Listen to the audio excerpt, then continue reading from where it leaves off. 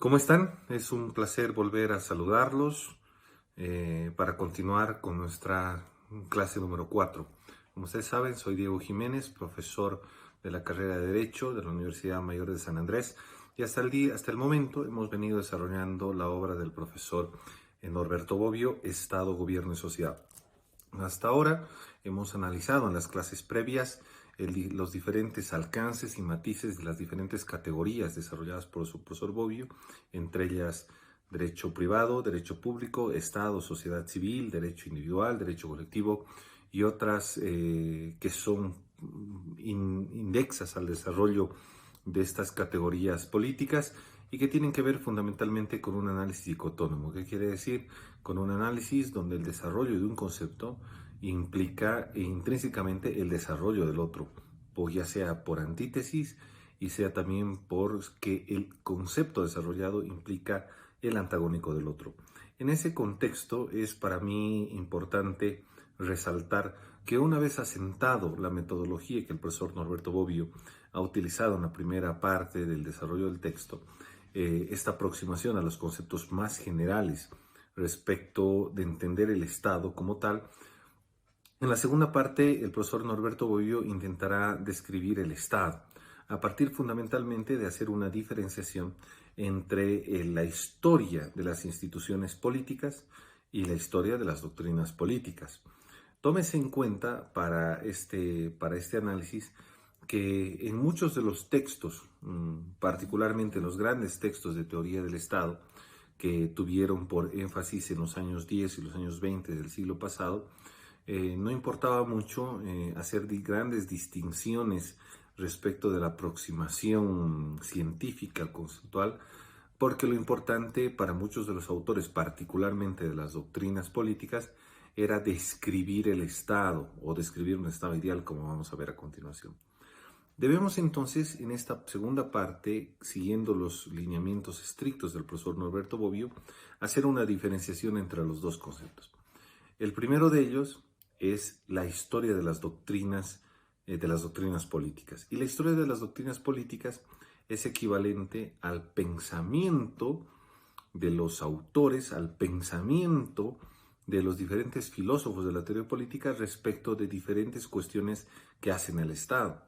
Siguiendo al profesor Bobbio, se nos viene a la cabeza, por ejemplo, obras que han marcado definitivamente un antes y un después respecto de la doctrina política, como la obra de Hobbes, ¿no? La obra de Hobbes, o leer a Hobbes, inmediatamente nos trae a colación el Estado absoluto, ¿no? Independientemente de la época, Hobbes es un gran representante de la teoría del Estado desde la perspectiva de su carácter absoluto. O otro autor que señala al profesor Bobbio como es John Locke, ¿no? Y leer a Locke es entender a Locke desde la monarquía parlamentaria. En ese orden de cosas, también debemos señalar, por ejemplo, que Montesquieu, ¿no? Gran autor del Espíritu de las Leyes, lo entendemos como un precursor del Estado limitado, ¿no? Como la teoría del Estado limitado, la limitación al poder del Estado, por eso de la división de poderes. U otro autor como Rousseau, que necesariamente lo vinculamos con una suerte de democracia, ¿no? La posibilidad del contrato social, del pacto social, un proyecto de vida en común entre ciudadanos para constituir y fundar el Estado. O Hegel, ¿no? a quien identificamos como uno de los grandes representantes de la monarquía constitucional, ¿no? En ese orden de cosas, entonces, las doctrinas políticas y su historia están vinculadas al propio pensamiento de los autores y de los filósofos respecto de lo que es el Estado, hacia dónde debería ir el Estado. Mientras que al frente, la historia de las instituciones políticas es propiamente la historia, por ejemplo, de los institutos o del Estado propiamente dicho en un determinado momento. Valga decir que estamos hablando necesariamente de un análisis posterior.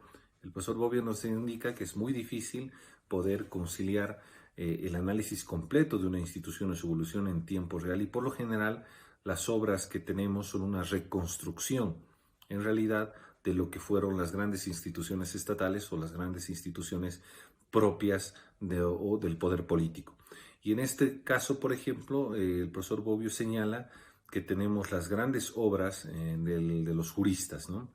Los juristas que por mucho tiempo han intentado hacer un análisis jurídico sobre las leyes existentes son los primeros en darnos una referencia sobre cómo era realmente la institución existente o la institución política, sus facultades, sus alcances, sus limitaciones, y por lo tanto existe una descripción real de lo que es la institución política más allá de los autores y sus pensamientos. Señala también, como dentro de este mismo campo, como uno de los grandes precursores a Maquiavelo, ¿no? Nicolás Maquiavelo, que en 1513 no solo va a escribir El Príncipe, sino también los discursos sobre la primera década de Tito Livio, que es un análisis real sobre las instituciones existentes en el Imperio Romano, no de los pensamientos de los autores, de los filósofos, de los intelectuales, sino un análisis de las instituciones y del alcance institucional de cada una de ellas. Es por eso que el derecho público, desde esa perspectiva, se ha encargado de hacer un análisis riguroso respecto de las instituciones que existen dentro del Estado y que se rigen bajo el prisma del derecho. Y es así, por ejemplo, que existen, dice el profesor Norberto Bobbio, cada vez trabajos más modernos, por supuesto, el de Maquiavelo hace más de 500 años, más modernos en el siglo XX, el cual analiza, por ejemplo, la evolución de los parlamentos, la evolución real, más allá de los estados ideales, más allá de las expectativas o de las críticas, sino la evolución real de ciertas instituciones. Entonces, marcada la diferencia entre la historia de las doctrinas políticas y la historia de las instituciones políticas, es que se nos hace una idea entonces de cómo debemos nosotros encarar un determinado texto cuando no los encontramos, ¿no? Cuando no los encontramos. En ese entendido, la siguiente posición o el siguiente planteamiento que nos hace el profesor Bobbio es hacer o diferenciar entre dos categorías del estudio científico, como son la filosofía política y la ciencia política. Debemos matizar en primera instancia de que el profesor Norberto Bobbio nos plantea de que la filosofía política tiene diferencias con la ciencia política y se diferencian fundamentalmente porque la filosofía política estudia o podemos, si ustedes quieren, a la inversa, ciertos estudios o escritos de ciertos autores en el marco del Estado, de la convivencia social, en el marco de la teoría política, entran dentro de la categoría de filosofía política cuando tiene que ver con tres cosas. Cuando se intenta describir una mejor forma de gobierno o mejor forma de república. B, cuando se pretende dar un fundamento del Estado o del poder político, ¿no? O la obligación propiamente que los ciudadanos tienen que tener frente al Estado y pretenden justificar esta obligación. Y C, cuando existen criterios de política y politicidad. ¿Qué quiere decir? O más concretamente, la distinción entre ética y política, ¿no? En todos estos campos, el profesor Norberto Bobbio señala que estaríamos ante un estudio o ante un escrito de filosofía política. Y dice el profesor Bobbio que existen tres obras que han marcado de manera categórica una identificación con esta categoría. En 1516, la obra de Tomás Moro, la famosa obra Utopía, ¿no? En la cual Tomás Moro identifica un Estado ideal, una república ideal, ¿no? Sabemos que un socialismo ideal, con ciertas características, ciertas instituciones que funcionen de tal manera que estas puedan de alguna manera garantizar la paz social o garantizar las condiciones que el autor entiende como las más óptimas para la convivencia de la humanidad. Nos podríamos remontar incluso más allá de lo que dice el profesor Bobbio, nos podríamos remontar a la República de Platón, ¿no? Al estado ideal de la polis. Pero el profesor Bobbio plantea la obra de Tomás Moro como un hito de la filosofía política dentro de esta categoría. La segunda gran obra que identifica el profesor Bobbio y que tiene, por lo tanto, que tener un parangón con la segunda categoría de análisis de la filosofía política es la obra de Hobbes, ¿no? El Leviatán. En el Leviatán no solamente Hobbes hace un fundamento de por qué existe el Estado, por qué existe el poder político, sino también plantea cuál es la justificación de la obediencia hacia el Estado. Por supuesto, para Hobbes la monarquía el Estado absoluto, ¿no? El Estado absoluto, el poder de Leviatán es el único capaz, el único que debe ejercer la fuerza, el poder y el único que debe, en función de garantizarle la seguridad y la paz al resto de ciudadanos. En ese contexto, una tercera obra que existiría con un parangón a la tercera categoría es justamente en 1513 El Príncipe de Maquiavelo. Recordarán que en la obra de Nicolás Maquiavelo, El Príncipe, escrita en 1513, Maquiavelo particularmente escribe esta obra en un momento en que se encontraba en el exilio.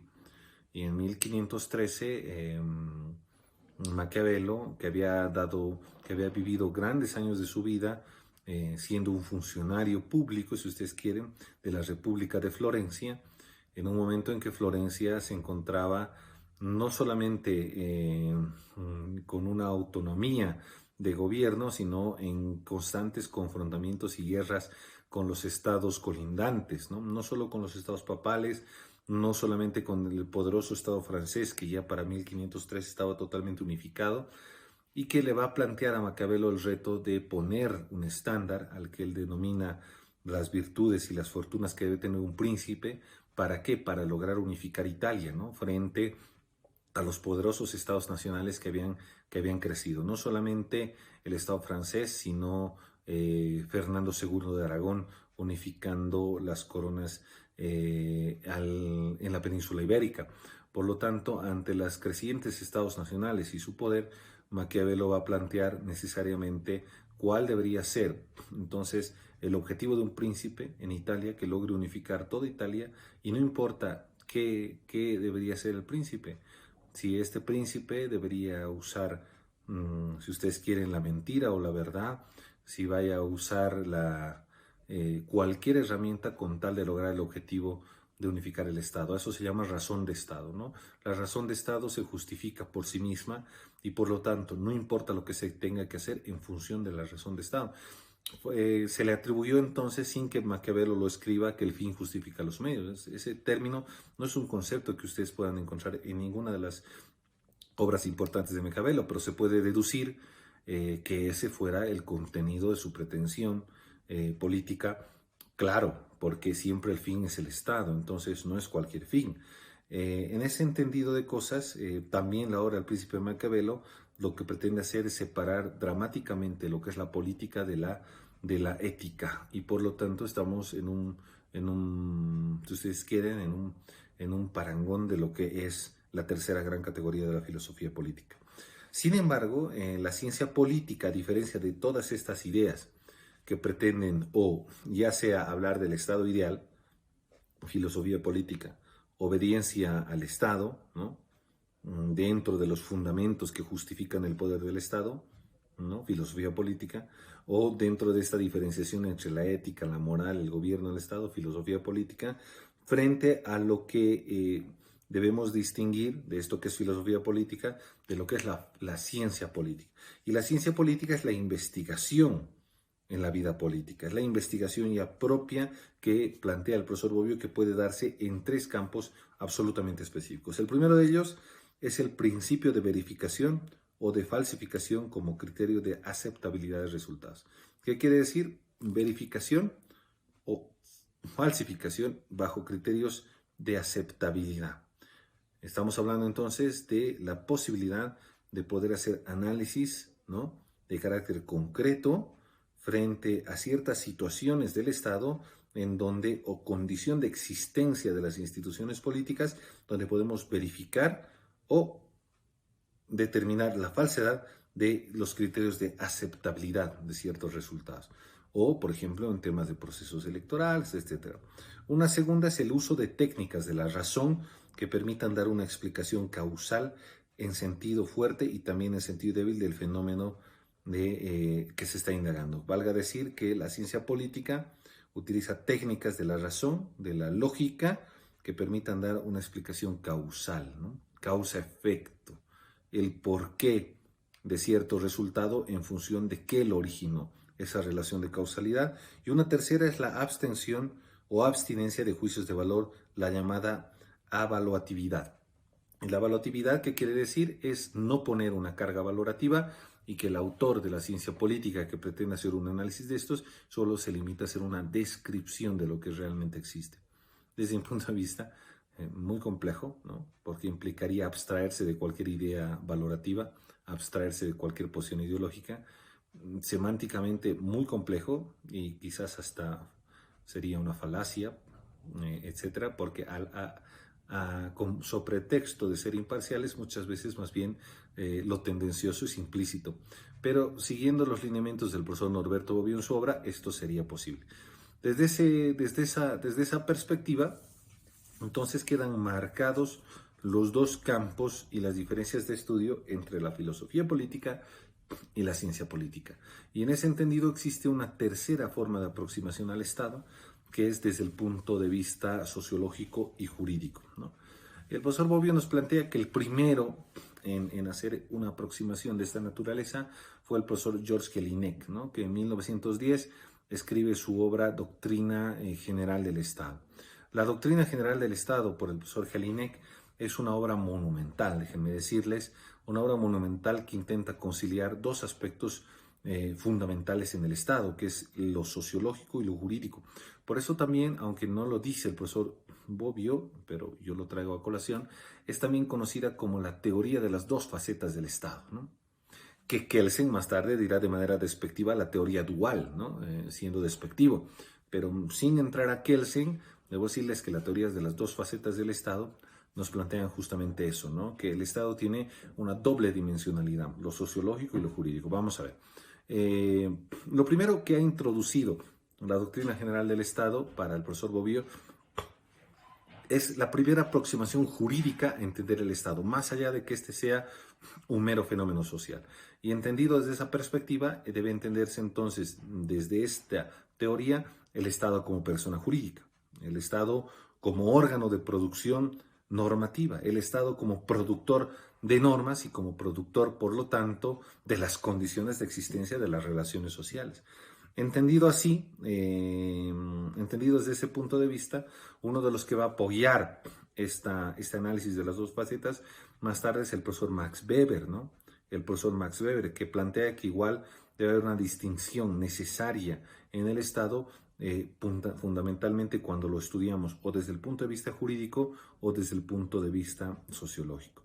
Valga decir que ya Weber nos senta las bases para entender de que el Estado no solamente puede entendérsele desde una perspectiva puramente jurídica, porque detrás de esa construcción jurídica, el Estado es resultado primero de una relación social muy compleja y por lo tanto se olvidan, plantean algunos autores como el profesor Bobbio, que el Estado más allá de derecho es también una organización social. Y si el Estado es organización social, no puede entendérsele solamente con categorías jurídicas, sino que debe entendérsele también con categorías sociológicas. Desde esa perspectiva, existen entonces, desglosando la doctrina general del Estado del profesor Jelinek, dos doctrinas, ¿no? Dos doctrinas o dos facetas, pero los vamos a llamar doctrinas. La doctrina del Estado, que implica la existencia histórica, objetiva y natural del Estado, ¿no? A lo largo del tiempo. Esto a partir de entender que el Estado es la expresión en última instancia de las relaciones sociales, y la doctrina jurídica, que pretende más bien desarrollar las normas que en aquella existencia real del Estado se manifiestan o existen. Desde ese punto de vista quedaría muy claro desde qué perspectiva se entiende sociológicamente el Estado y de qué perspectiva debemos entender jurídicamente al Estado. Weber, el profesor Max Weber, que a quien se considera uno de los precursores de la sociología jurídica, intentó siempre el profesor Weber identificarse sobre todo o ser precursor particularmente de la sociología, ¿no? El profesor Weber planteaba en rigor en distinguir el punto de vista jurídico y del sociológico y planteaba, siguiendo la línea de exposición del profesor Norberto Bobbio, de que hay dos tareas entonces que deben diferenciar la tarea de los juristas y de los sociólogos. La primera, de los juristas, que los juristas plantean dentro primero siempre el derecho desde el deber ser. ¿Qué quiere decir? Desde una posibilidad de ser, una posibilidad de conducta, una posibilidad de construcción. Y por eso la validez del derecho es una validez ideal, dice el profesor Max Weber. Es una validez ideal, es una pretensión de que las cosas sean así. Pero no siempre son así. Ojo, los juristas construyen normas, construyen leyes, claro, a través de los legisladores, pero construyen a partir de una validez ideal, de lo que se pretende con la norma, ¿no? Pero eso no significa que en el Estado las cosas funcionen así. Muchas veces alguien dirá aquí, ¿cómo entiendo esto? Es que el Estado puede, en su formalidad, puede tener normas muy buenas, pero ¿se cumplen? ¿Qué pasa en la realidad es otra cosa? Y por eso es que los sociólogos, dice el profesor Weber, dan la validez empírica. Mientras que los juristas dan la validez ideal, los sociólogos dan la validez empírica, ¿no? La validez empírica. Y la validez empírica es el retrato real, o la descripción real de lo que pasa en una sociedad compleja como el Estado moderno. Los grupos sociales, los sectores sociales, dice el profesor Weber, las relaciones complejas culturales, las relaciones complejas individuales, las relaciones complejas que se desemprenden del mercado, etcétera, etcétera. En ese contexto, entonces, cabría muy claramente el campo de ambos tipos de visiones científicas, la jurídica como validez ideal y la sociológica como validez empírica. En ese contexto, también el profesor Bobbio hace una referencia a que en 1922 el profesor Hans Kelsen, en su teoría pura del derecho, hace una crítica al profesor Jelinek, ¿no? De hecho, critica, como ya les había adelantado, esa teoría dual que plantea el profesor Jelinek y lleva la teoría jurídica sobre la preexistencia o la capacidad o la condición fundamental de la existencia del Estado a la razón jurídica. Es por eso que reduce al Estado a un mero ordenamiento jurídico, ¿no? Y por lo tanto, siendo el Estado un mero ordenamiento jurídico, lo sociológico no tiene cabida, ¿no? Y obviamente el profesor Bobbio es crítico de Kelsen, ¿no? O cree que la tesis de Kelsen respecto a que el Estado es solamente ordenamiento jurídico es una tesis muy limitada, que no puede ni tiene la capacidad de responder por todo lo que implica la dimensión del Estado. En ese entendido, aparte que plantea el profesor Norberto Bobbio que su principal limitación estaría en que, entendido hasta los años 20 como Estado de Derecho, el Estado como Estado de Derecho, un Estado que se rige solo por ordenamientos jurídicos, y como productor, como órgano de producción de normas, quizás sí, pero existe una evolución que se da entre los años 10 y los años 20 en función del tránsito del Estado de Derecho al Estado social de Derecho. Y ustedes saben que son dos momentos, ¿no? La Constitución de Querétaro en México y la Constitución alemana de Weimar, ¿no? Que van a dar lugar a la aparición del Estado de Derecho social de Derecho, que no solamente es el Estado que se garantiza por el ordenamiento jurídico, productor de normas jurídicas, sino es el Estado también que viene a garantizar los derechos sociales, viene a garantizar o a emancipar los derechos colectivos, los derechos laborales, etc. En ese contexto, entonces, dice el profesor Bobbio, pensar que el Estado solo es ordenamiento jurídico ya no alcanza para entender el Estado social de derecho, porque el Estado social de derecho implica relaciones sociales más complejas reconocidas por el propio o impulsadas por el propio Estado. Y por lo tanto, hasta aquí llegó Kelsen, diría el profesor Bobbio. Sin embargo, el profesor Bobbio nos plantea en esta otra parte, en un nuevo apartado al que entraremos a continuación, las diferencias que existen entonces entre las dos grandes u otras dos formas de entender y que se han disputado entonces en este orden de ideas dentro del campo sociológico la propia existencia del Estado. Y el profesor Norberto nos plantea dos campos particularmente, la teoría funcionalista del Estado y la teoría marxista del Estado. No porque sean las únicas ni porque sean las exclusivas. Por supuesto, existen muchas teorías del Estado. Están las teorías organicistas de Claudio Bernard, están las propias teorías institucionales de Mauricio Juriu. Esto no lo dice el profesor Bobbio, yo se los pongo, sin embargo, a colación. Existen muchas teorías respecto de o que intentan justificar la existencia del Estado. Sin embargo, son dos las más importantes y yo me adhiero al pensamiento del profesor Bobbio. Y siguiendo en estricto seguimiento a la obra Estado, Gobierno y Sociedad, el funcionalismo y el marxismo expresan las dos caras más radicales de esa teoría. Y el profesor Bobbio asienta de que o se han encargado una de intentar anular a la otra, destruir a la otra, o sencillamente se han ido desarrollando en la medida de ignorando la otra corriente del pensamiento filosófico. Las teorías funcionalistas tienen que ver fundamentalmente con Talcott Parsons, ¿no? Y vienen fundamentalmente de la escuela norteamericana, ¿no? Que pretende dar una explicación a través de la teoría de sistemas, que el Estado existe como una parte más del sistema social, ¿no? Que la sociedad es un complejo sistema que tiene particularmente, dice el profesor Parsons, 4 categorías fundamentales o 4 subsistemas. El sistema personal, el sistema social, el sistema cultural, ¿no? Y el sistema biológico, entendido como esa red subterránea que teje, ¿no?, a los otros subsistemas, de la cual el profesor Parsons identifica al subsistema cultural como el más importante de todos ellos, porque es justamente el sistema cultural el que termina de tejer todo el sistema social. ¿A través de qué? De valores, de la construcción de valores sociales, los que van tejiendo las diferentes relaciones históricas de poder, y a través de la observación del cumplimiento de sus valores. ¿O qué quiere decir? De las instituciones, ya sea formales o no formales, que la propia sociedad crea. ¿Para qué? Para cuidar de que se materialicen esos valores en la sociedad. ¿Qué quiere decir? Que la sociedad se autocontrola a través del sistema.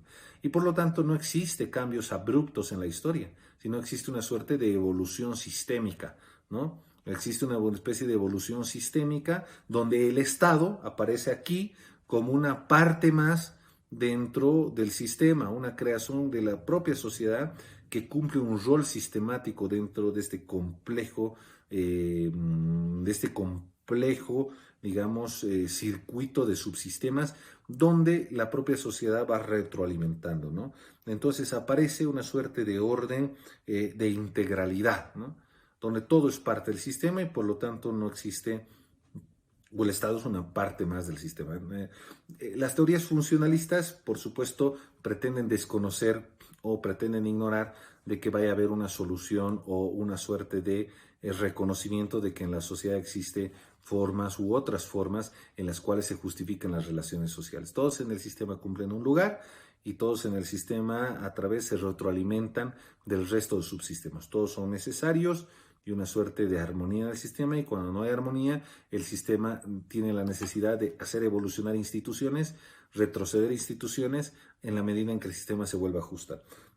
Para la teoría marxista, frente a esta teoría funcionalista del Estado, el Estado es otra cosa, ¿no? Lo primero es que en el marxismo se parte desde el punto de vista que la sociedad existe primero antes que el Estado, ¿no? Existe antes del Estado. Y las relaciones sociales, que son aquellas fundamentalmente que se dan a partir del lugar que uno ocupa dentro del modo de producción, valga decir que después de la comunidad primitiva, apareciendo la propiedad privada, unos terminan siendo dueños de los medios de producción y otros trabajan los medios de producción, se crea necesariamente una relación de producción. Mientras que unos son dueños de la tierra, se vuelven dueños por la fuerza de la historia, por la fuerza de la imposición, se vuelven dueños de la tierra y del todo aquello que genere fuente de riqueza. Otros que no tienen nada, no tienen otra que subyugarse, subsumirse y trabajar el medio de producción, se genera necesariamente una relación social de producción. Esas relaciones, por supuesto, no tan básicas, sino históricamente complejas, van evolucionando hasta llegar al sistema capitalista, donde los burgueses, que son dueños de medios de producción, que son aquellos que son dueños de la tierra, dueños de las empresas, de todos los medios de producción, han subsumido a la mayoría de la población, que son los trabajadores o el proletariado, y que existiendo una relación social de producción vertical, unos son clase dominante porque tienen el poder para hacerlo y los otros son clase dominada. Entonces el Estado no es parte de esta relación social de producción. El Estado aparece después, no en términos de tiempo, sino el Estado aparece como una suerte de posición posterior dentro de lo que Marx denomina la superestructura social. La superestructura entonces social es una creación artificial de la clase dominante. La clase dominante, que detenta los medios de producción y detenta el poder, crea entonces la superestructura social, donde está el Estado, donde está la educación, donde está el derecho, las leyes, donde está la religión, donde está la ideología, etc. ¿Para qué? Para garantizar que la relación de producción, que la relación social no se quiebre. Entonces el Estado no es otra cosa que una construcción de la clase dominante. ¿Para qué? Para garantizar de que las relaciones sociales de producción estén sumergidas en una suerte de blindaje, porque el Estado no solo tiene la fuerza de imponer una verdad, sino tiene fuerza también de reprimir a aquellos que están en contra de la relación social de producción, porque tiene las fuerzas de seguridad, porque tiene los militares, los policías, etc. Entonces, si el Estado es una creación de la clase dominante, ¿no? Entonces, no es que existe una posibilidad de evolución.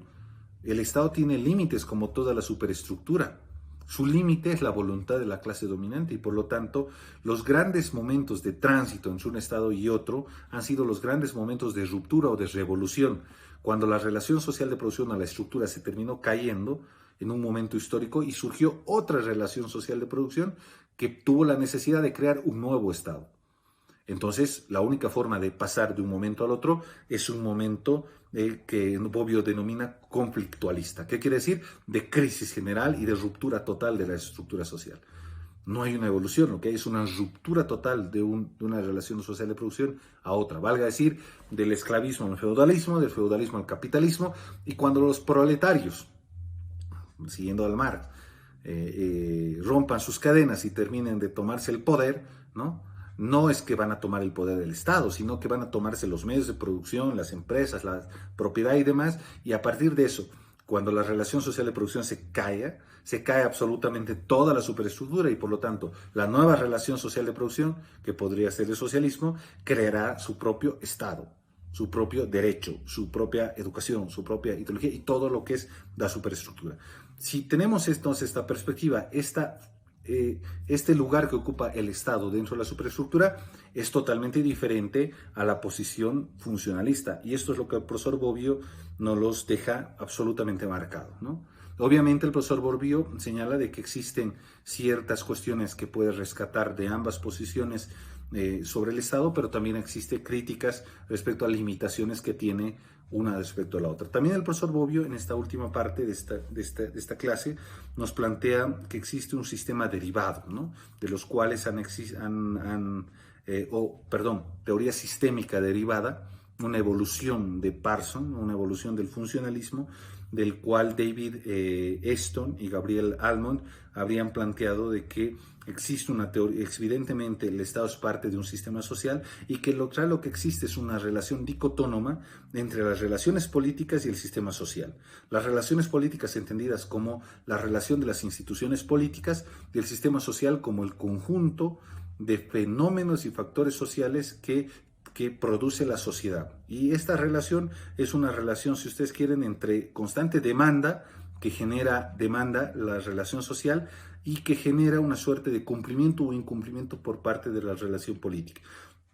Entonces, vivimos en una suerte de demanda entre relación política y entre demanda de la relación social y respuesta de la relación política, lo que Bobbio denomina, siguiendo a David Easton, entre input y output, ¿no? Y por lo tanto, las instituciones políticas se miden en función a que si tienen la capacidad de respuesta a las demandas sociales, y esto significará que estas instituciones políticas se fortalezcan y en el momento en que ya no respondan más, porque ya la respuesta a la demanda social va a implicar o el ensanchamiento de la institución política o la desaparición de la institución política.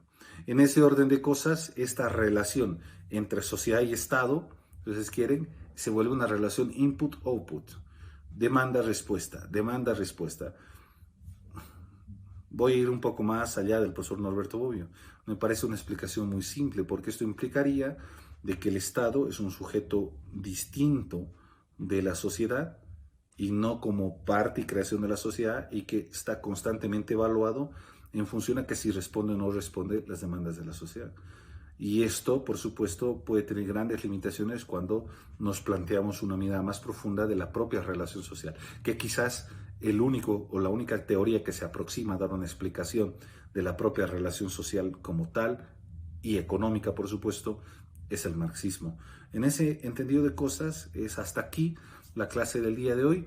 Espero que hubiera servido mucho para poder seguir desarrollando y entendiendo las diferentes categorías planteadas por el profesor Norberto Bobbio. Me despido de ustedes.